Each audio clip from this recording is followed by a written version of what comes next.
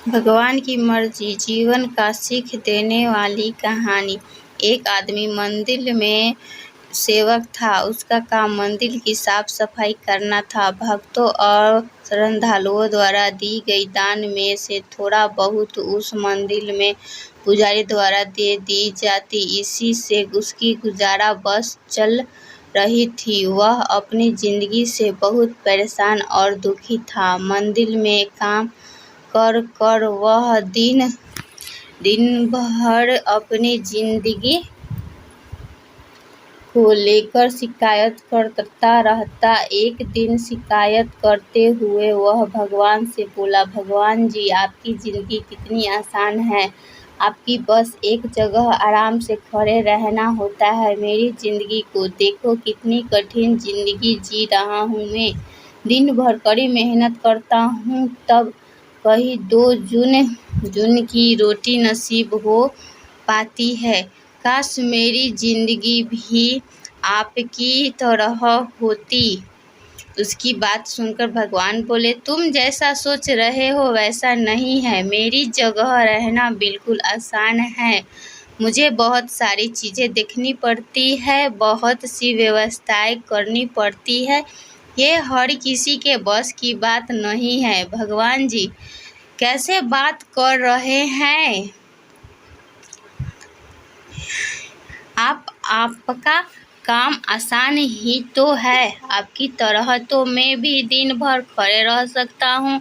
इसमें कोई सी बड़ी बात है? मंदिर का सेवक बोला, तुम नहीं कर पाओगे इस काम, बहुत धैर्य की आवश्यकता पड़ती है। भगवान बोले, मैं जरूर कर पाऊंगा। आप मुझे एक दिन अपनी जिंदगी जीने दीजिए। आप जैसा बताएंगे मैं वैसा ही करूँगा। मंदिर का सेवक जिद करने लगा कि जिद के आगे भगवान मान गए और बोले, ठीक है, आज पूरा दिन तुम मेरी जिंदगी जियो। मैं तुम्हारी जिंदगी जीता हूँ, लेकिन मेरी जिंदगी जीते के लिए तुम्हें कुछ शर्त माननी होगी। मैं हर शर्त मानने को तैयार हूँ। भगवान जी सेवक बोला, ठीक है, तो ध्यान से सुनो। मंदिर में दिन भर बहुत से लोग आएंगे और तुमसे बहुत कुछ कहेंगे। कुछ तुम्हें अच्छा बोलेंगे तो कुछ बुरा। तुम्हें हर किसी की बात चुपचाप एक जगह मूर्ति की तरह खड़े रहकर धैर्य के साथ सुननी है और उन पर कोई प्रतिक्रिया नहीं करनी है। सेवक मान गया। भगवान और उसके अपने जिंदगी एक दिन के लिए आपस में बदल ली। सेवक भगवान ग्रह मूर्ति बनकर खड़ा हो गया। भगवान मंदिर की साफ सफाई का काम निपटाने वहां से चले गए। कुछ समय बीतने के बाद मंदिर में एक धनी व्यापारी आया। भगवान से प्रार्थना करते हुए वह बोला, भगवान जी, फैक्ट्री डाल रहा हूँ, मुझे आशीर्वाद दीजिए कि यह फैक्ट्री अच्छी तरह चले और मैं इससे अच्छे मुनाफा कमाऊँ। प्रार्थना करने के बाद वह प्रणाम करने के लिए नीचे झुका तो उसका बटुआ गिर गया। जब वह वहां से जाने लगा तो भगवान की जगह खड़े मंदिर में सेवक का मन हुआ कि उसे बता दे कि उसका बटुआ गिर गया है, लेकिन शर्त अनुसार उसे चुप रहना था। इसलिए वह कुछ नहीं बोला और खामोश खड़ा रहा। पुलिस नाविक को पकड़कर ले जाने लगे। भगवान बने आदमी को अपने सामने होता हुआ ये अन्याय सहन नहीं हुआ। शर्त अनुसार उसे चुप रहना था, लेकिन उसे लगा कि बहुत गलत हो चुका है। यदि अब मैं चुप रहा तो एक बेकसूर आदमी को व्यस्त में ही सजा भुगतनी पड़ेगी। उसने अपनी चुप्पी तोड़ते हुए कहा, आप गलत व्यक्ति को पकड़ कर ले जा रहे हैं। ये बटुआ इस नाविक ने नहीं बल्कि इससे पहले आए गरीब व्यक्ति ने चुराया है। मैं भगवान हूँ और मैं सब कुछ देखा हूँ। पुलिस भगवान की बात कैसे नहीं मानती।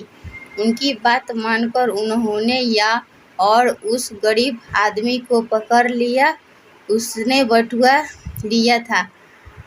शाम को जब भगवान वापस आए तो मंदिर के सेवक ने पूरे दिन का वृत्तांत सुनाते हुए उन्हें गर्व के साथ बताया कि व्यक्ति ने साथ अन्याय होने से रोका है। देखिए आपकी ज़िंदगी जीकर आज मैं कितना अच्छा काम किया है। उसकी बात सुनकर भगवान बोले, ये तुमने क्या किया? मैंने तुमसे कहा था कि चुपचाप मूर्ति बनकर खड़े रहना, लेकिन वैसा न कर तुमने मेरी पूरी योजना पर पानी फेर दिया। उस धनी व्यापारी ने बुरे कर्म द्वारा इतना धन कमाया है। यदि उसमें से कुछ पैसा गरीब आदमी को मिल जाता तो उसका भला हो जाता और व्यापारी के पाप भी कुछ कम हो जाते। जिस नाविक को तुमने समुद्र यात्रा पर भेज दिया है, अब वह जीवित वापस नहीं आ पाएगा। समुद्र में बहुत बड़ा तूफान आने वाला है। यदि वह कुछ दिन जेल में रहता तो कम से कम बच जाता। सेवक को यह सुनकर एहसास हुआ कि वह तो बस वही देख पा रहा था जो आंखों के सामने हो रहा था। उस सब पीछे की व्यवस्थाएं को वह देख ही नहीं पा रहा था, जबकि भगवान जी के हर पलों पर विचार अपने योजना बनाते हैं और लोगों के जीवन को चलाते हैं। प्लीज़ मेरी कहानी अच्छा लगे तो लाइक एंड सब्सक्राइब कर लीजिए और बेल आइकन को घंटी दबा दीजिए। सपोर्ट कीजिए फ्रेंड्स।